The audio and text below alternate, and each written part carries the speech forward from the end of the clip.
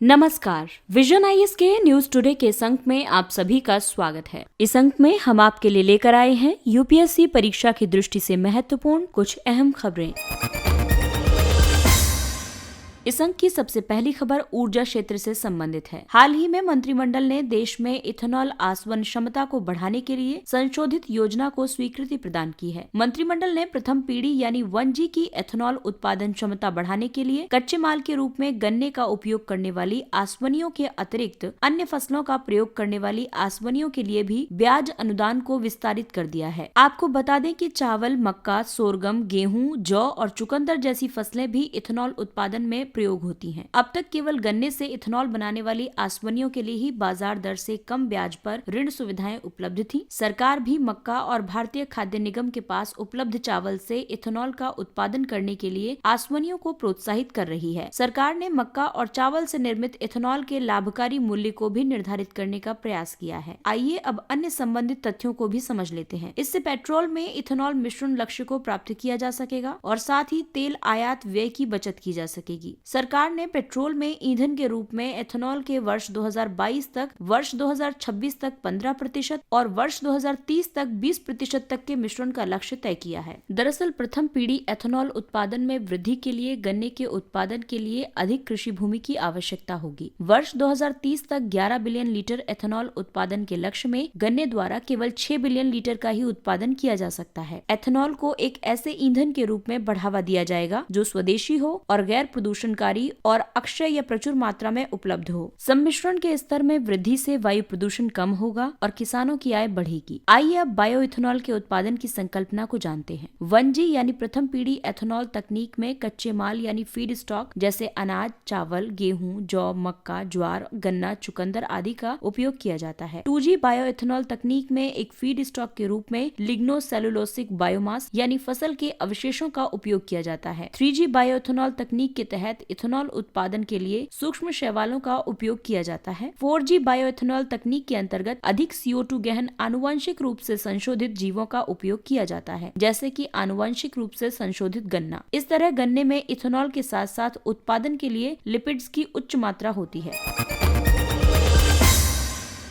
अगली खबर अवसंरचना क्षेत्र से संबंधित है। आर्थिक मामलों की मंत्रिमंडलीय समिति CCEA ने दक्षिण भारत में औद्योगिक गलियारे के नोड्स और उत्तर प्रदेश में लॉजिस्टिक हब को स्वीकृति प्रदान कर दी है। CCEA ने चेन्नई बेंगलुरु औद्योगिक गलियारे यानी CBIC के तहत आंध्र प्रदेश के कृष्णापट्टनम और कर्नाटक के तुमकुरु में औद्योगिक गलियारा नोड्स के निर्माण को अनुमोदन प्रदान किया है। औद्योगिक गलियारों के भीतर रणनीतिक स्थानों पर औद्योगिक नोड्स को विकसित करने का प्रस्ताव आगे बताए जा रहे उद्देश्यों पर आधारित है। संधारणीय प्लग एंड प्ले यानी उपयोग के लिए तैयार सूचना प्रौद्योगिकी कुशल इकाइयों से युक्त ग्रीनफील्ड औद्योगिक शहरों का निर्माण करना, विनिर्माण में निवेश को आकर्षित करने के लिए तत्काल विकसित भूखंडों का आवंटन करना। ये ग्रीनफील्ड औद्योगिक शहर विश्वसनीय विद्युत और गुणवत्तापूर्ण सामाजिक अवसंरचना के साथ बंदरगाहों एवं लॉजिस्टिक हब से आत्मनिर्भर होंगे। इसके साथ माल ढुलाई के लिए विश्व स्तरीय बुनियादी ढांचों, सड़क और रेल संपर्क के साथ भी पूरी तरह आत्मनिर्भर होंगे। चेन्नई बेंगलुरु औद्योगिक गलियारा दरअसल प्रत्येक CBIC राज्यों तमिलनाडु, कर्नाटक, आंध्र प्रदेश की क्षमता और प्रतिस्पर्धा से लाभान्वित होगा। इसके साथ बुनियादी ढांचे में मौजूद अवरोधों का निवारण करने में भी सहायता करेगा। इसके अलावा ग्रेटर नोएडा में मल्टी मॉडल लॉजिस्टिक्स हब और मल्टी मॉडल ट्रांसपोर्ट हब को भारत के लिए वैश्विक मूल्य श्रृंखला के रूप में स्थापित करने के लिए अनुमोदित किया गया है। लॉजिस्टिक हब परियोजना समर्पित माल गलियारों से माल के कुशल भंडारण और परिवहन की सुविधा प्रदान करेगी। साथ ही ये परियोजना मालवाहक कंपनियों और ग्राहकों को एकल बिंदु गंतव्य प्रदान करेगी। मल्टी मॉडल ट्रांसपोर्ट हब परियोजना यात्रियों के लिए रेल, सड़क और मास रैपिड ट्रांजिट सिस्टम तक पहुंच के साथ एक परिवहन केंद्र के रूप में कार्य करेगी। अगली खबर CVC से संबंधित है। केंद्रीय सतर्कता आयोग ने मंत्रालयों को प्रणालीगत सुधारों के लिए नागरिकों के सुझाव प्रस्तुत किए। CVC द्वारा की गई ये कार्यवाही पूर्णतः नवीन प्रयोग है। इसे विभिन्न मंत्रालयों और विभागों में एक प्रणालीगत सुधार को लागू करने या बढ़ावा देने के उद्देश्य से प्रारंभ किया गया है। CVC ने दंडात्मक सतर्कता दृष्टिकोण की बजाय अपने निवारक सतर्कता दृष्टिकोण के भाग के रूप में सुझावों की मांग की थी। सुझावों में शामिल है प्रशासनिक और व्यवहार संबंधी परिवर्तन, जैसे सरकारी अधिकारियों द्वारा द्वारा फोन कॉल का जवाब नहीं दिया जाना, प्रत्येक विभाग द्वारा तृतीय पक्ष के माध्यम से जांच या परीक्षण सुनिश्चित करवाना, किसी सरकारी कर्मचारी के वेतन को किसी भी तरह उसके प्रदर्शन से जोड़ना, बैंकों में अनियमितताओं की जांच करने के लिए कर्मचारियों को बैंक के ही अलग अलग कार्यों में संलग्न करना। आइए संक्षेप में सीवीसी के बारे में जानते हैं। सीवीसी यानी केंद्रीय सतर्कता आयोग की स्थापना वर्ष 1964 में संथानम समिति की अनुशंसाओं पर सतर्कता के क्षेत्र में केंद्र सरकार की एजेंसियों को सलाह देने और उनका मार्गदर्शन करने के लिए की गई थी। इसे वर्ष 2003 में सांविधिक दर्जा प्रदान किया गया था। केंद्रीय सतर्कता आयोग एक बहुसदस्यीय निकाय है। इसमें एक केंद्रीय सतर्कता आयुक्त होता है और अधिकतम 2 सतर्कता आयुक्त होते हैं। उन्हें प्रधानमंत्री की अध्यक्षता में केंद्रीय गृह मंत्री और लोकसभा में विपक्ष के नेता सहित 3 सदस्यीय समिति की अनुशंसा पर राष्ट्रपति द्वारा नियुक्त किया जाता है।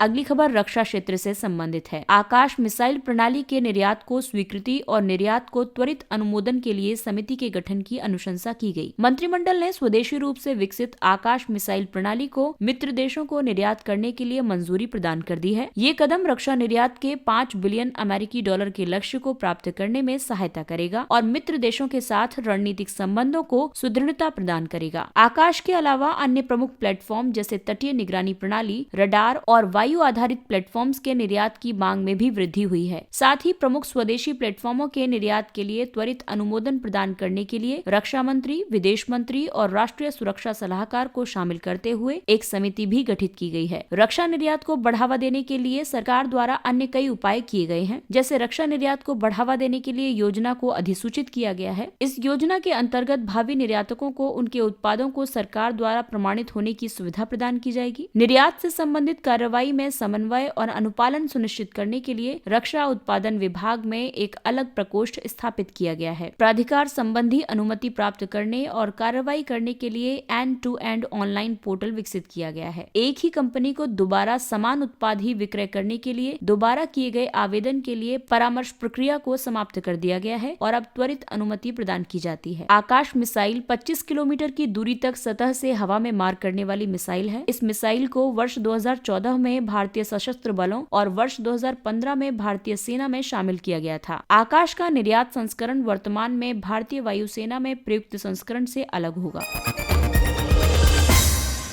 अगली खबर अंतरिक्ष से संबंधित है। मंत्रिमंडल ने भारत और भूटान के बीच बाह्य अंतरिक्ष के शांतिपूर्ण उपयोग में सहयोग पर समझौता ज्ञापन को मंजूरी प्रदान कर दी है। ये समझौता ज्ञापन पृथ्वी के सुदूर संवेदन, उपग्रह नेविगेशन के क्षेत्र, अंतरिक्ष विज्ञान और बाह्य अंतरिक्ष के अन्वेषणों में सहयोग की संभावनाओं या अवसरों का पता लगाने में सहायता करेगा। भारत और भूटान के बीच औपचारिक अंतरिक्ष सहयोग स्थापित करने पर चर्चा संपन्न की गई। इसके अलावा 19 नवंबर को अंतरिक्ष सहयोग के लिए एक समझौता ज्ञापन पर भी हस्ताक्षर किए गए थे। आइए अब बात करते हैं भारत और बाह्य अंतरिक्ष के शांतिपूर्ण उपयोग पर। बाह्य अंतरिक्ष गतिविधियों के शांतिपूर्ण उपयोग में अपने व्यापक अनुभव के साथ भारत अंतर्राष्ट्रीय सहयोग के माध्यम से अपने अनुभव को साझा कर रहा है। वर्तमान में भारत ने लगभग 55 देशों और 5 बहुराष्ट्रीय निकायों के साथ औपचारिक सहयोग समझौते किए हुए हैं। भारत बाह्य अंतरिक्ष से संबंधित सभी प्रमुख अंतर्राष्ट्रीय संधियों या विनियमनों का एक पक्षकार है। इन औपचारिकताओं में बाह्य अंतरिक्ष संधि, rescue agreement, liability convention, registration convention और मून ट्रीटी शामिल है। संयुक्त राष्ट्र महासभा द्वारा वर्ष 1959 में बाह्य अंतरिक्ष के शांतिपूर्ण उपयोग पर समिति की स्थापना की गई थी। इसका उद्देश्य बाह्य अंतरिक्ष के शांतिपूर्ण उपयोगों में अंतर्राष्ट्रीय सहयोग की समीक्षा करना और बाह्य अंतरिक्ष के अन्वेषण से उत्पन्न होने वाले विधिक मुद्दों पर विचार करना है। भारत भी इस समिति का एक सदस्य देश है।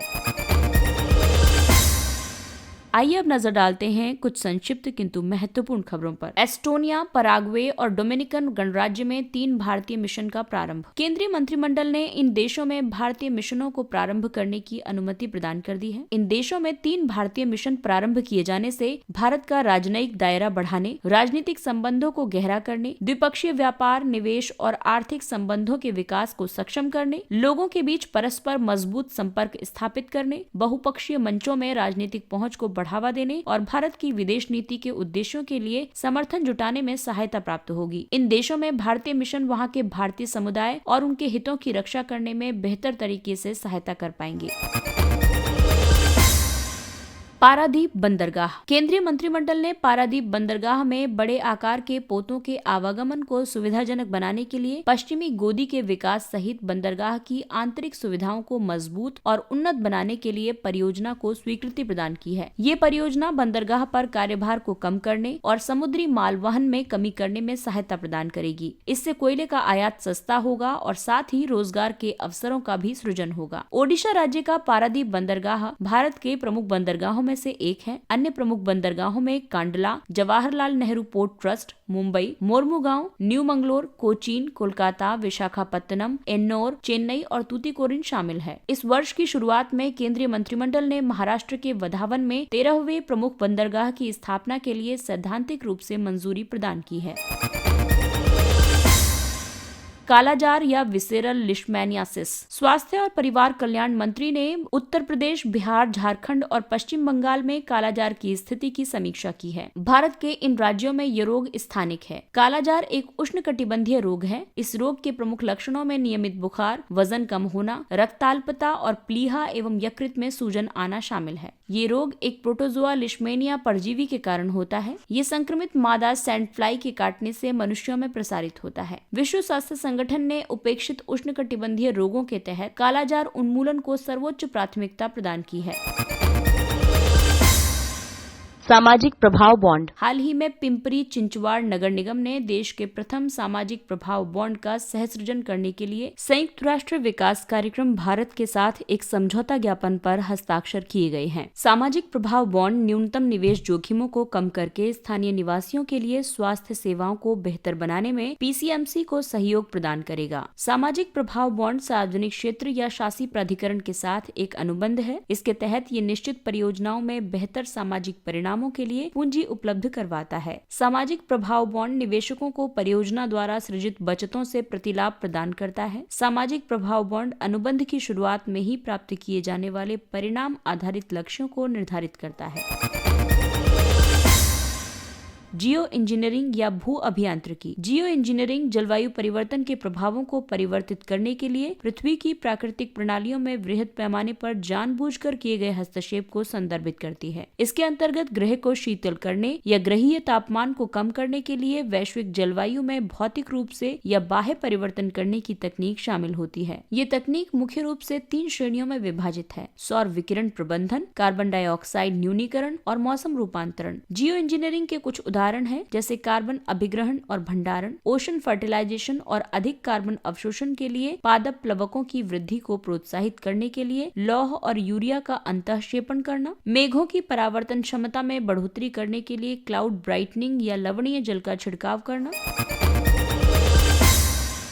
पोंग बांध झील। हाल के दिनों में पोंग बांध झील के तट पर 750 से अधिक प्रवासी पक्षी रहस्यमय परिस्थितियों में मृत पाए गए। पोंग बांध झील का निर्माण हिमाचल प्रदेश के कांगड़ा जिले की शिवालिक पहाड़ियों की आर्द्र भूमि में व्यास नदी पर किया गया है। इस झील को महाराणा प्रताप सागर के नाम से भी जाना जाता है। ये कई प्रवासी पक्षियों के ट्रांस हिमालयन उड़ान मार्ग में अवस्थित है। इस झील को वर्ष 1983 में एक वन्य जीव अभ्यारण्य घोषित किया गया था और वर्तमान में ये झील एक रामसर स्थल भी है।